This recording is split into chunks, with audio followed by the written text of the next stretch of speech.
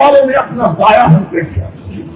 اور یہاں بات یاد آ گئی ہے، لوگ کہتے ہیں کہ علی بڑی فضیلت ہے کہ ہجرت کی رات نبی کا بستر علی کے پاس تھا. نبی اپنے بستر پہ کس کو سلا کے آئے تھے؟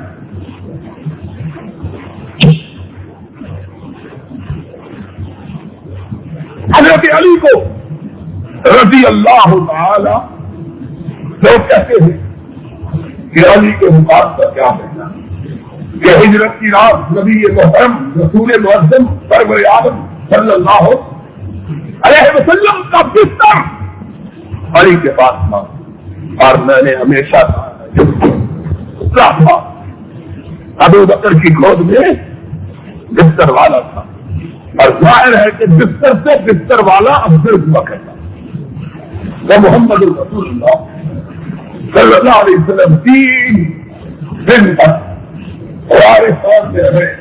ابو بکر کے گھر سے 3 دن بکریاں آتی ہیں. ابو بکر کے بیٹے بیٹیاں بکریاں چراتے ہوئے بہانے سے غارے ثور کی طرف آ نکلتے اور ہانستے ہوئے لے جاتے. دودھ دیتے خود پیتے نبی کو ملا پھر وہاں سے چلے. مکہ میں خبر پھیل چکی تھی کہ نبی نکل گئے. مکہ والوں نے اعلان کیا جو نبی کو گرفتار کر کے لائے گا 100 دن میں پائے. ایک بہت بہادر شخص جس کا نام سراقہ ابن مالک، انہوں نے اس اعلان کو سنا، گھوڑی لے کے سارا دن مکے کے راستوں پر چکراتے رہے. آخر ایک دن دیکھا. کیا دیکھا؟ ذرا یہ منظر تو دیکھو. جانوروں کے نہیں، آگے نبی بیٹھے پیچھے ابو بکر بیٹھے ہوئے.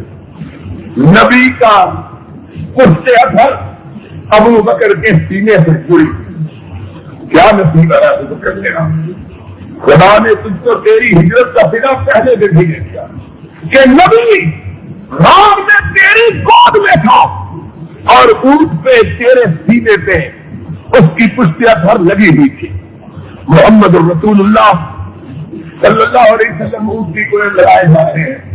تھوڑا سا ابن مالک نے دیکھا، دوڑتا ہوا تھوڑا دوڑاتے ہوئے پہچان لیا کہ نبی صاحب. پھر بیچ میں عورت کے دیکھا. کیا لگے یا رسول اللہ یا رسول اللہ. یہ تو بھیجتا اللہ کے رسول شکاری شکار کے لیے آ رہا، تیر کمان پہ چڑھائے. ذرا نبی کو اپنی صداقت پہ کتنا یقین اور اپنے رب پہ کتنا بھروسہ ہے. ذرا اس منظر کو تو دیکھو.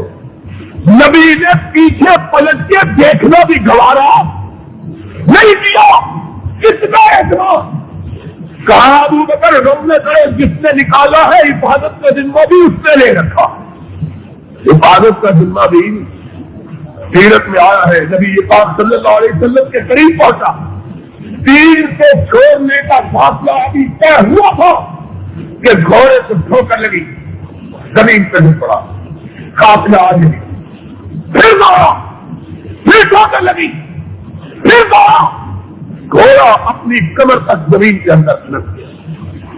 آدمی سمجھدار تھا، پکار کے کہنے لگا جانے والے راہی رک جا، میری گزارش سنتے جا. نبی پاک نے اونٹ کی باہر پوچھا، نبی گزارش کرنے کی یاد سننا جس میں ہے اور جس رب نے تیر سے بچایا وہ اس سے آپ بھی بچائے. رکے پلٹ کے دیکھا، فرمایا کیا بات ہے. اس آدمی کی ذہانت کو ذرا ملاحظہ کرنا. سمجھے ہو کہ نہیں؟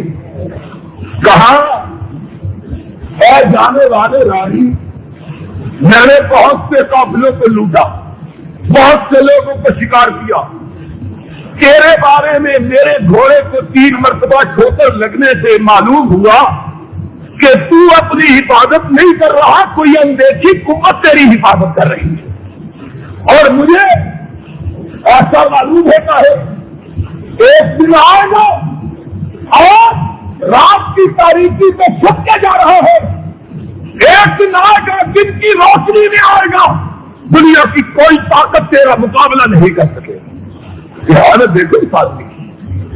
کہا اس دن کے لیے میں تم سے پناہ چاہتا ہوں. کہ اگر تیرا فاصلہ ہے تو میرے بال بچے کو کچھ نہ اس کی دھیان دیکھو کتنا نہیں کام ہے. کائنات کے امام نے ابو بکر کو کہا یہ ہے نبوت, اس کا نام ہے نبوت, سچی نبوت. وکیل گوئی اس کو کہتے ہیں.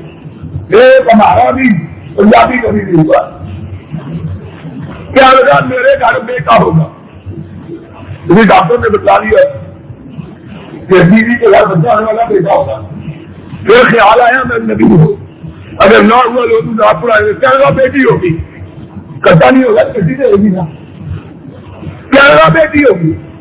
اب دونوں باتیں کبھی سے جو ہو گیا کہوں گا میں نے کام کیا, میں نے کام نہیں کا جو ہوگا خدا کی قسم یہ اس کی کتاب میں لکھا ہوگا.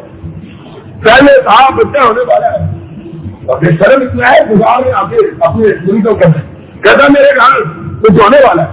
حضرت جی کیا کر رہا بیٹا ہوگا. تھوڑے دن فاصلہ پا کے اور لوگوں کے سامنے کہے گا بیٹی ہوگی. کہا اگر بیٹی تو کہوں گا تو نہیں, تو ان کو میں نے کہا تھا اور بیٹا ہو گیا تو ان کو تم. اللہ تیری قدرت سے تو مان, اللہ نے ایسی لا تیزی نہ بیٹا ہوا نہ بیٹی. اب سال بیت گیا, 2 سال ہو گئے, اور رجی اور کسے گیا تھا بیٹا میری نبی ہے نا, 3 بجے جا رہا. ڈاکٹروں کو دکھایا, ڈاکٹروں نے کہا نہ بیٹا ہے نہ بیٹی, پیٹ میں رسولی ہے. یہ بھی نہیں. اور محمد رسول اللہ صلی اللہ علیہ وسلم اللہ کا پاک نبی, سچا نبی. وکیل بھائی دیکھو رات کی تاریکی میں چھپ کے جا رہا, رات کی تاریکی میں چھپ کے جا رہا, اکیلا ایک آدمی تھا. لیکن وکیل بھائی کیا کر رہے, فرمایا ابو بکر اس کو لکھ دو, تمہیں آواز ہے. اور یہی نہیں لکھا, فرمایا خدا کو وہ دن آنے والا ہے جب میرے غلام کائنات کی سب سے بڑی سلطنت کو تاج کو تاراج کریں گے, ان کا خزانہ ان کے ہاتھوں میں آئے گا اور کس طرح کے کنگن تجھے پہنائے گا. یہ ہے محمد رسول اللہ. اس کو کہتے ہیں اللہ کرم. رات کی تاریکی میں چھپ کے جا رہا اور تصویر گوئی کر رہا ہے کائنات کی سب سے بڑی سلطنت کے خزانہ. اس زمانے کا سب سے بڑا ملک کون سا تھا؟ عراق. اور دوسرا بڑا ملک تھا روس. 2 بڑی طاقتیں. آج کے زمانے کی طرح ایک امریکہ اور دوسرا اس زمانے کا امریکہ تھا. اس زمانے کی اتنی بڑی طاقت, 2 ہی طاقت تھی, ایک روم کی ایک ایران. کائنات کا امام صلی اللہ ہو, اب پیار سے کہو صلی اللہ ہو علیہ وسلم. اس عالم میں بے کسی اور بے بسی کے عالم کیا تقسیم نہیں سکتا. اور میں تو میں تیرے ہاتھوں میں کس طرح کے کنجر بیٹھا, لکھ دو اس کو تجھے یہاں. اور پھر یہی چلاتا ہے ایمان لائے مسلمان ہوئے, اور ایک دن اس قدر بیمار ہوئے کہ طبیبوں نے لا علاج کرا, بے ہوش ہو گئے. گھر والے رونے اور پیٹنے لگے کہ بات آخری وقت ہے. یہ طبیب لوگ کو دکھایا, انہوں نے کہا ہم بچنے کی کوئی ضرورت. ہوش آیا, اپنے گھر والوں کو ہوتا ہوا فرمانے لگے کیوں رہے. کہا بابا تیرا وقت آخر ہے. طبیبوں نے کچھ چلا علاج کرا. ہاں کیا جواب دیا؟ نبی کی تفسیر گوئی کی صداقت یہ, اور نبی کے صحابہ کا بھی نبی پر ایمان کہتا. کہا کذب اللہ باللہ وصدق کا رسول اللہ. طبیب جھوٹے, محمد اللہ کا رسول سچا. یہ کہتے ہیں مجھ کا موت آ گئی, جب تک مجھ کو کسرا کے کنگن نہ پہنائے جائیں گے مجھے موت آ سکتی. میرا رب محمد کی تفسیر گوئی کو کبھی جھوٹا اللہ اور مجھے لایا. کسرا کے خزانے فاروق کے قدموں میں ڈھیر کیے ہیں. تقسیم ہوا تھا, اس میں کسرا کے سنہرے کنگن ہیرے جواہرات سے جگمگاتے ہوئے فاروق کی بارگاہ میں پیش ہوئے. فاروق منبر پہ قدم رکھتے ہیں. فرمایا این سراقہ کو بلوانے, جاؤ سراقہ کو بلا کے لو, آج میرے محمد کی تفسیر گوئی کا سچا ہونے کا وقت آیا ہے. وہ محمد رسول اللہ سب ہو صلی اللہ علیہ وسلم. اتنا سچا نہیں, اتنا سچا رسول, اتنا سچا پیغمبر کہ ایسے عالم میں جبکہ ظاہری اسباب شکست کے, بے کسی کے, بے بسی کے, اور تسلیم کوئی کر رہا ہے دنیا کی سب سے بڑی سلطنت کے ساتھ. اللہ تو ہمیں اس سچے نبی کی باتوں پر یقین لانے کی توفیق عطا فرما. اس کے بعد محمد رسول اللہ صلی اللہ علیہ وسلم کا سفر ہجرت جاری تھا. رات دن بھوک اور پیاس نے صدیق کو نڈھال کر دیا. کہنے لگے یا رسول اللہ ہے جو اللہ کے رسول تھک گئے ہیں, بھوک لگی ہے, آپ کے چہرے پہ غور کرو. فرمایا ابو بکر راستے میں کوئی بستی یا خیمہ تلاش کرو, روک کے تمہاری بھوک کا کوئی نظر. سبھی اتنا صابر شاکر, اتنی ہمت طاقت کہ لوگوں پر کبھی کتنے شکار کر رہے. چلتے چلتے ایک خیمے سے نگاہ پڑی. حدیث میں آیا ہے کہ دل پکار کے کہہ لگے یا رسول اللہ وہ خیمہ نظر آیا. نبی نے اپنی اونٹنی کی بہار اس خیمے کی طرف کر لی. جب خیمے پر پہنچے دروازے پہ دستک دی. ایک بڑھیا اندر سے باہر نکلی, اپنے خیمے کے دروازے پہ جگمگاتا ہوا 14ویں کا چاند کھڑا رہا. اتنا حسین چہرہ میں کبھی دیکھا نہ سنا. حیرت زدہ رہ گئی, دیکھتی ہی رہی. کہنے لگی مسافر کہاں سے آئے ہو, کہاں جا رہے ہو؟ اماں مکے سے آئے, یثرب کو جا رہے ہیں. بیٹا کیا فکر کروں؟ کہا اماں بھوک لگی ہے, کھانے کو کچھ ہو. کہا ابو معبد میرا شوہر شکار کے لیے گیا ہے, تم گھر میں آرام کرو, وہ آئے گا شکار لائے گا, میں تمہاری خدمت کروں. رحمت کائنات نے کہا اماں ہم جلدی میں ہیں, رکنے کا انتظار کرنے کا وقت نہیں ہے, جو کچھ گھر میں ہے لا دو. عورت کی آنکھوں میں آنسو آ گئے کہ آج بھی گھر میں بوریا نہ ہوا. کہنے لگی اے خوبصورت مسافر آج گھر میں کھانے کو کچھ نہیں ہے, لیکن میں اتنے خوبصورت مسافر کو بھوکا نہیں جانے دوں, تم ضرور ابو معبد کے آنے تک ہے. آقا نے فرمایا اماں ہم رک نہیں سکتے, جلدی میں ہے, خیال کا بھی کام پڑتا تم میں ہوں گے. کچھ ہے؟ ماں کہتی ہے کچھ بھی نہیں. نبی کائنات نے گھر کے صحت سے بنی ہوئی بکری کی طرف دیکھا. فرمایا اماں اس بکری کا دودھ ہی پلا دو. کہنے لگی ہے خوبصورت مسافر اس بکری نے مدتوں سے دودھ دینا چھوڑ رکھا, بوڑھی ہو گئی ہے. کہا اماں اگر اجازت دو تو میں دودھ دو کے دیکھوں, میں ٹرائی کر کے دیکھوں گا, تجربہ کر کے. ماں ہنس پڑی. کہنے لگی بیٹے اس نے مدتوں سے دودھ دینا چھوڑا ہوا ہے, اس نے دودھ کہاں سے آئے؟ کہا اماں تو اجازت دے دے تو ہم ذرا دیکھیں تجربہ کر. ماں نے کہا کہ بھوکے پیاسے مسافر ہیں, ضد کر رہے ہیں, کہا بیٹے دیکھ لو. ایک چھوٹا سا برتن, نبی نے کہا تو برتن بھی دے دو. ماں روز پڑی کہ ضد کر رہے ہیں ویسے ہی مسافر. ایک چھوٹا سا برتن لیا. بکری کے تھنوں کو ہاتھ لگانے کی دیر تھی کہ ایسا معلوم ہوا وہ بکری مصطفیٰ سے نبی کا انتظار کر رہی صلی اللہ علیہ وسلم. دودھ اس طرح امٹ کے آیا جس طرح موسم پر ساتھ میں بادل امٹ کے آتے. ہاتھ لگانے کی دیر. اللہ کا نام لیا, اللہ تیرے نام کے ساتھ دودھ امٹ کے آیا. گھر کے جتنے برتن سے بھر گئے دودھ ختم ہونے میں نہیں آیا. نبی نے خود دیا, صدیق کو پلایا, اماں کو دیا, اور پھر فرمایا ماں ابو معبد آئے تو اس کو ہمارا سلام دینا, کہنا ایک مسافر تیرے میرے سے آیا.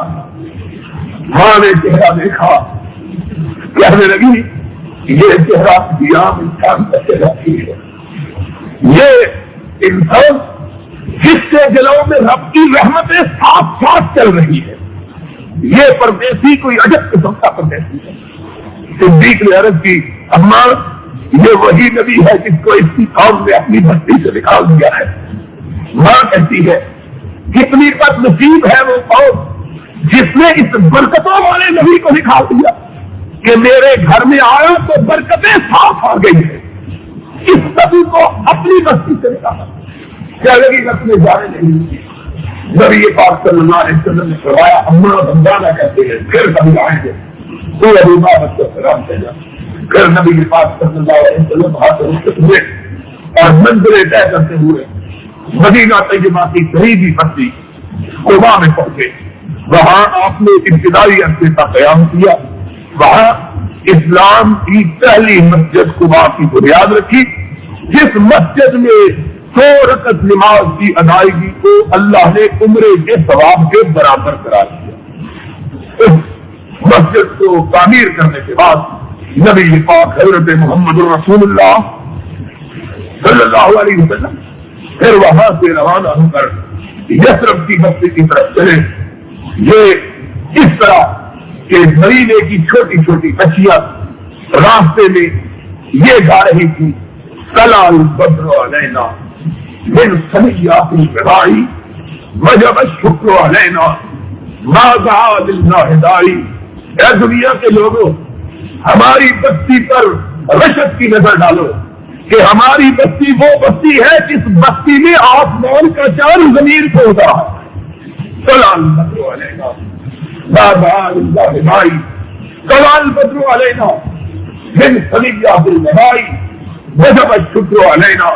ہم اگر جب تک زندہ رہے اس نعمت کا شکریہ ادا کرتا رہے تو رب کا شکریہ ادا کر سکتے ہیں.